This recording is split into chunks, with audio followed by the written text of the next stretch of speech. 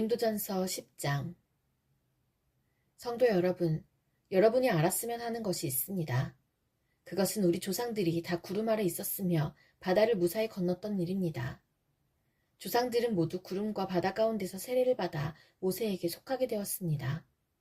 조상들은 모두 같은 영적인 음식을 먹었으며 다 같은 영적인 물을 마셨습니다. 조상들은 그들의 동반자인 영적인 반석에서 나오는 물을 마신 것입니다. 그런데 이 반석은 그리스도였습니다. 그러나 하나님께서는 조상들 대부분을 기뻐하지 않으셔서 그들은 광야에서 죽어 흩어지게 되었습니다.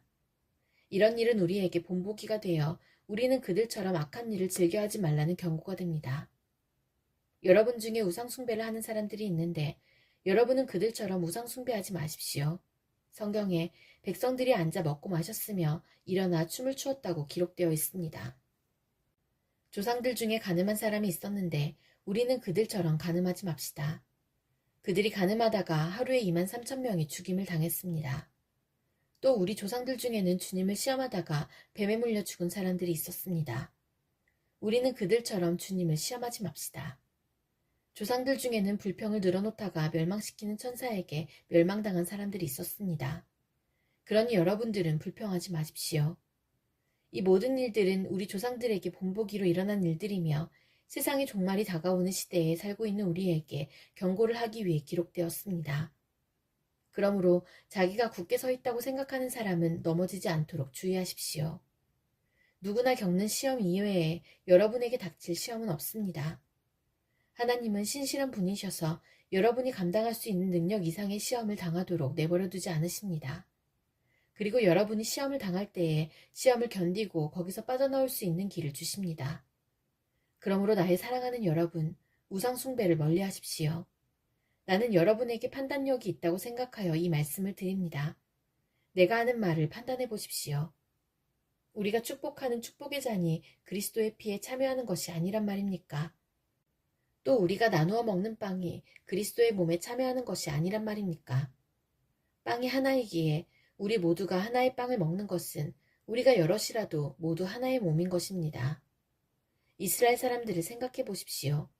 희생 제물을 먹는 사람들은 제단에 참여하는 사람들이 아닙니까? 내가 말하려는 것이 우상에 바친 음식이나 우상이 무슨 대단한 것이라도 된다는 의미로 들립니까?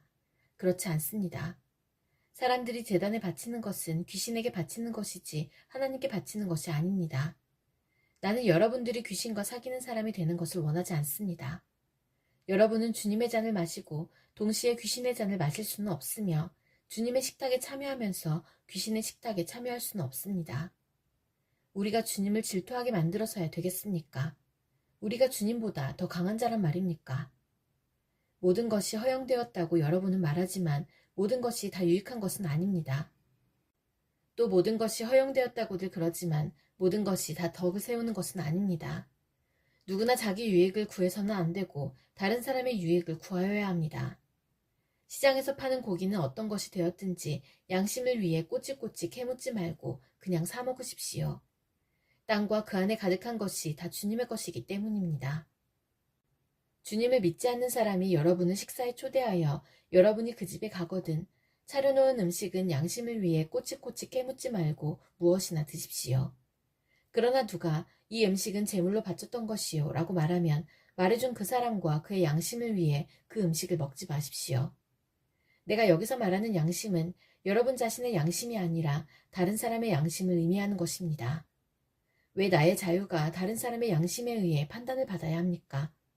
내가 감사하고 음식을 먹는데 내가 음식을 먹은 것 때문에 비난받아야 할 이유가 어디에 있습니까? 그러므로 여러분은 먹든지 마시든지 무엇을 하든지 모든 것을 하나님의 영광을 위해 하십시오. 유대인에게나 이방인에게나 하나님의 교회에 걸림돌 같은 존재가 되지 마십시오. 나처럼 하십시오. 나는 나의 유익을 구하지 아니하고 많은 사람들의 유익을 구하였습니다. 많은 사람들이 구원받도록 모든 면에서 모든 사람들을 기쁘게 하려고 하였습니다. 고린도전서 11장. 내가 그리스도의 본을 따른 것처럼 여러분도 나의 본을 따르십시오. 여러분이 모든 일에 나를 기억하고 있고 내가 여러분에게 전하여 준 것들을 붙들고 있으므로 여러분을 칭찬합니다. 그러나 여러분이 깨달았으면 하는 것이 하나 있습니다. 그것은 모든 남자의 머리는 그리스도며 여자의 머리는 남자이며 그리스도의 머리는 하나님이시라는 사실입니다. 남자가 머리에 무엇을 쓰고 기도를 하거나 예언을 하면 그것은 자기의 머리가 되시는 그리스도를 욕되게 하는 것입니다. 그러나 여자가 머리에 무엇을 쓰지 않고 기도를 하거나 예언을 하면 그것은 자기의 머리를 욕되게 하는 것입니다. 그것은 삭발한 것이나 다름이 없습니다. 여자가 머리에 무엇을 쓰지 않으려면 머리를 밀어버리십시오. 머리를 밀어내는 것이 여자에게 부끄러운 것이라면 무엇으로든 머리를 가리기 바랍니다. 남자는 하나님의 형상과 영광이므로 머리를 가려서는 안 됩니다. 그러나 여자는 남자의 영광입니다. 그것은 남자가 여자로부터 생겨난 것이 아니라 여자가 남자로부터 생겨났기 때문입니다. 또한 남자가 여자를 위해 창조된 것이 아니라 여자가 남자를 위해 창조되었습니다. 그러므로 천사들 때문에 여자는 권위의 표를 그 머리 위에 지녀야 합니다. 그러나 주님 안에서는 여자가 남자 없이 독자적으로 존재하지 않고 남자도 여자 없이 독자적으로 존재하지 않습니다. 왜냐하면 여자가 남자로부터 생겨난 것처럼 남자는 여자를 통해 태어났기 때문입니다. 그러나 모든 것들이 하나님으로부터 생겨났습니다. 여러분 스스로 한번 판단해 보십시오. 여자가 머리에 무엇이든지 쓰지 않고 하나님께 기도하는 것이 옳은 일입니까? 자연 그 자체가 여러분에게 교훈하듯이 남자가 머리를 길게 하면 명예롭지 못합니다. 그러나 여자가 긴 머리를 하는 것은 그 여자에게 영광이 됩니다. 긴 머리는 여자에게 머리를 가리는 역할을 합니다.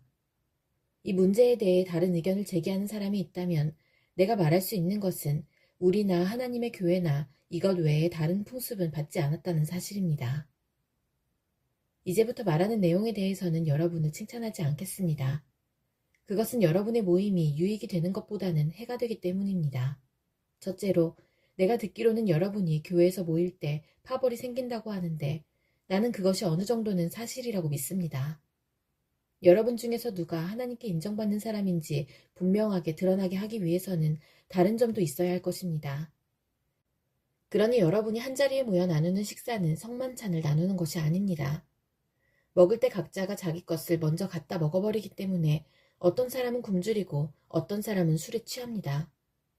여러분에게 먹고 마실 집이 없습니까? 여러분이 하나님의 교회를 멸시하고 가난한 사람들에게 굴욕감을 주려는 것입니까? 내가 더 이상 무슨 말을 하겠습니까? 이런 행동에 대해 잘했다고 칭찬할까요?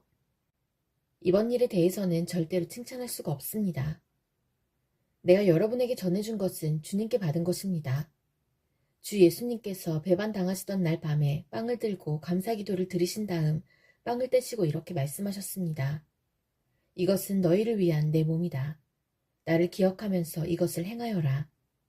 똑같은 방법으로 식사 후에 잔을 들고 말씀하셨습니다. 이 잔은 내 피로 세우는 새 언약이다. 이 잔을 마실 때마다 나를 기억하면서 이것을 행하여라. 여러분은 이 빵을 먹고 잔을 마실 때마다 주님이 오실 때까지 주님의 죽으심을 전하십시오. 그러므로 누구든지 합당하지 않은 태도로 빵을 먹거나 주님의 잔을 마시는 사람은 주님의 몸과 피를 범하는 죄를 짓는 것입니다. 각 사람은 자신을 점검한 후에 빵을 먹고 잔을 마셔야 합니다. 주님의 몸이라는 인식이 없이 먹거나 마시는 사람은 자기에게 내릴 하나님의 심판을 먹고 마시는 것입니다. 이런 이유로 여러분 중에는 약한 사람이나 아픈 사람이 많이 있고 죽은 사람들도 적지 않습니다. 우리가 자신을 분별하였더라면 심판을 받지 않았을 것입니다. 그러나 우리가 지금 주님에게서 심판을 받는 것은 세상과 함께 심판을 받지 않기 위해서입니다. 그러므로 나의 성도 여러분, 여러분이 먹으러 함께 모일 때 서로 기다리십시오. 배고픈 사람이 있으면 집에서 식사를 하도록 하십시오. 그래서 여러분이 모이는 것이 심판받는 모임이 되지 않기를 바랍니다.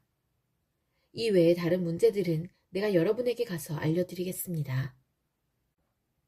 고린도전서 12장.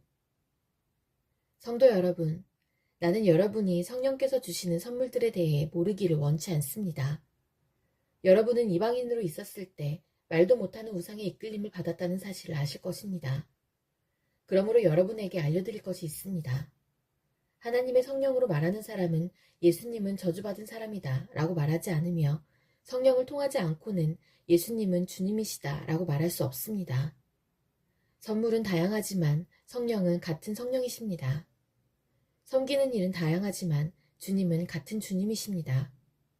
일하는 것은 여러 가지이지만 모든 사람 속에서 모든 일을 하시는 분은 같은 하나님이십니다.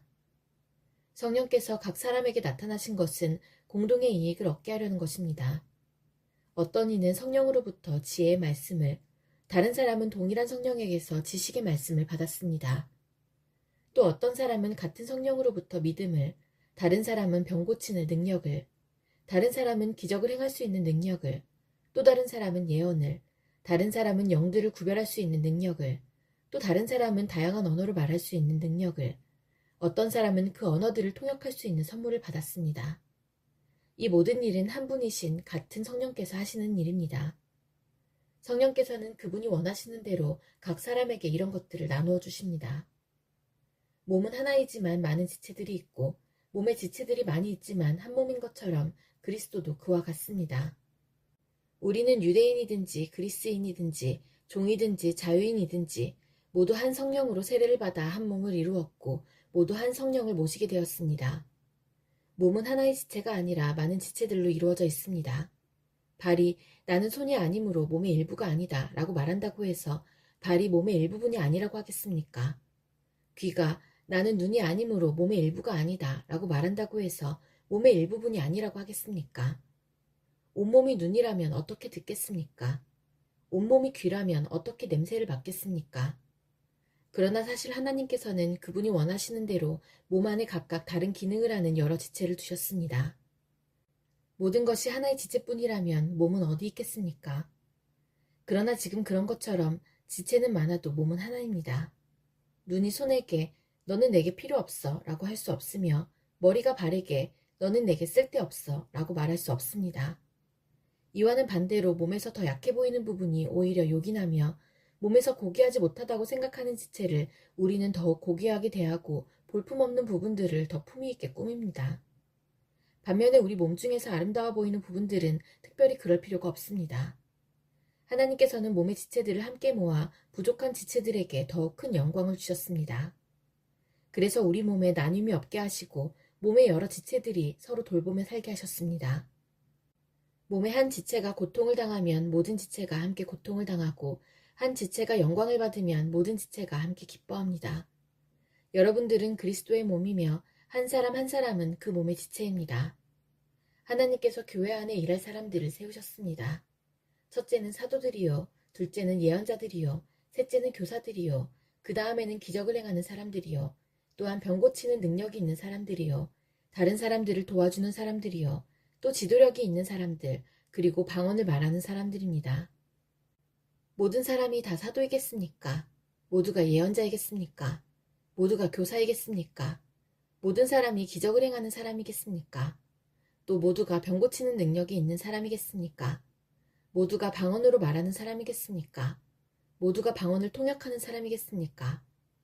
하지만 여러분들은 더 큰 선물을 받도록 간절히 구하십시오. 이제 나는 여러분에게 가장 좋은 길을 보여드리겠습니다. 고린도전서 13장.